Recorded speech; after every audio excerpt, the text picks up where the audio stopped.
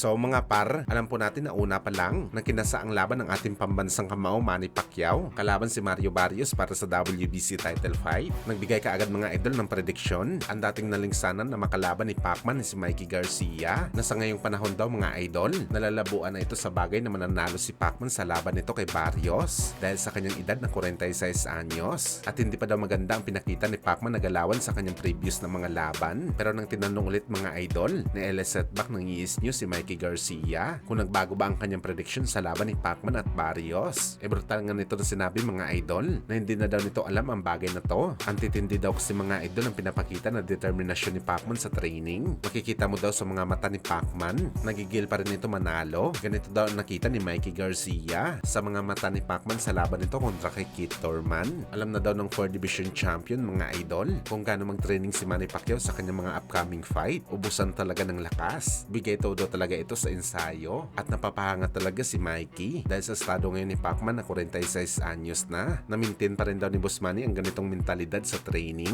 Walang pinagbago daw mga idol. Parang kalabaw pa rin daw si Pacman mag-training. Kaya ito daw ang dahilan mga idol kung bakit ahead daw at ibang level si Pacman sa ibang boxer. Sa dahilan na focus talaga ito sa ensayo para makuha nito ang nag-iisang goal niya, ang manalo sa laban. Kaya hindi na daw magugulat si Mikey Garcia kung manalo si Pacman kay Barrios. At pag nangyari daw to mga idol, madagdagan daw ang sandamakmak na history na ginawa ng Pinoy sa boxing sports. Samantala kung duda naman si Mikey Garcia mga idol kung sino ang mananalo kay Pacman at Barrios. Malaki naman ang kumpiyansa ni Bam Rodriguez na wala na daw kayang gawin si Pacman ngayon sa kanyang edad para manalo kay Barrios. Kung mga bata-bata pa daw si Pacman pwede pa ito manalo. Kaya ang prediction ni Bam mga idol, naka-outwin talaga para kay Barrios. Well, ina-expect na natin to mga idol. Napipiliin talaga ni Bam itong si Barrios dahil isa ito sa kanyang mga kaibigan. Matik na papanig talaga siya dito. Pero abangan na lang natin ang laban mga boss. May kamay naman si Boss Manny na sumusuntok at minsan na ginulat ni Pacman ang mundo ng boxing sports. Posible pa rin niya ito magawa mga idol.